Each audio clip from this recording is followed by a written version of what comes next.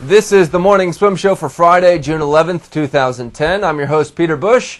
In the Phoenice Monitor today, we'll talk to Johnny Johnson. Last week, his swim school took part in the world's largest swim lesson, a worldwide effort to teach kids how to swim and raise awareness of drowning. Johnny joins us right now in the Phoenice Monitor. Hey, Johnny, welcome to the show. How you doing?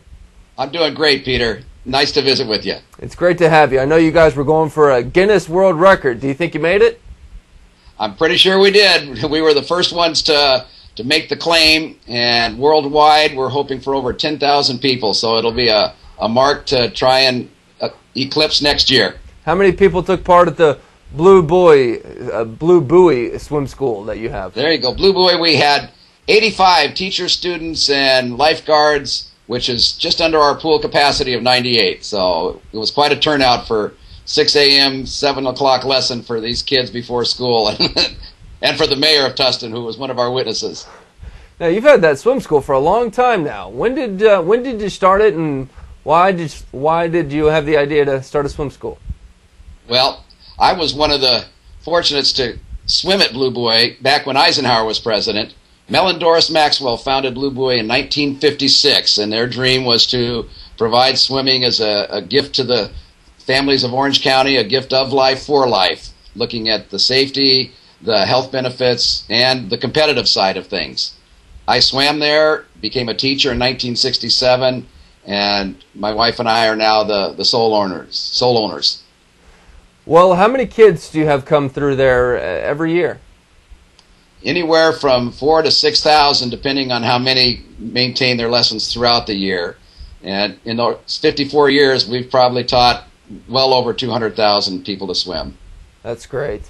Well, you know, in other countries, they're really trying to make that push to get more kids swimming, not necessarily so that they can be competitive, but just to avoid those unnecessary drownings. Do you ever travel overseas and give some of your expertise to other people? Well, actually, my wife and I will be speaking at the newly formed Mexican Swim School Association in Acapulco this August. I've also visited Sweden and shared our methods at the Ludmila Rosengren School in Uppsala.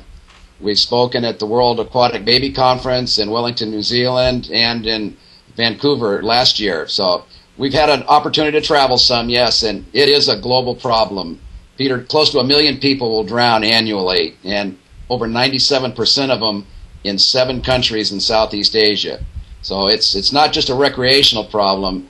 In most of the world, it's a problem with the daily routine of life. People crossing rickety bridges, kids trying to get to school, families living on the edge of water. So learning to swim is a vital component, but just awareness of the risks of being in, on, or around the water is huge.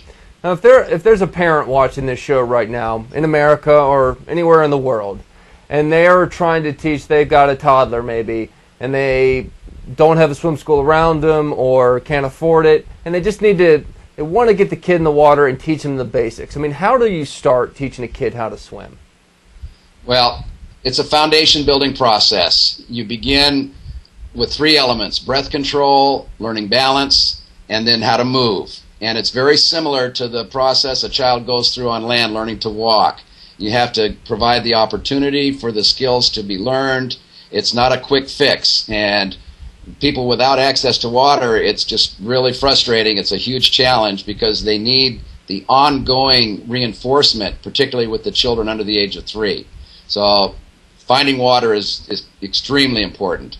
But I don't know, there's probably things that could be done in small bodies of water like spas. Even a large bathtub could give an infant some introduction to these foundation skills. Okay, so teach them how to hold their breath when they're underwater, teach them the balance, just how to float and kind of find their equilibrium in the water, so to speak, and then eventually add the movements.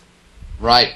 You can't move effectively through the water unless you're balanced and controlling your breath. So those are the first 2 elements that have to be accomplished.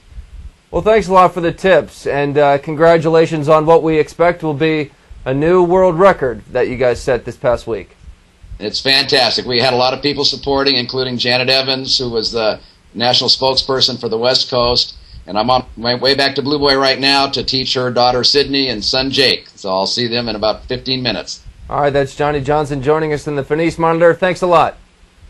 Thank you so much, Peter. All right, that's Johnny Johnson. And before we go this weekend, a quick reminder, it's not too soon for you coaches to start planning on attending the 2010 ASCA World Clinic in Indianapolis, Indiana, August 30th through September 5th. You can learn more and register by going to www.swimmingcoach.org. And that's it for the show today. Have a nice weekend. I'm Peter Bush, reminding you to keep your head down at the finish.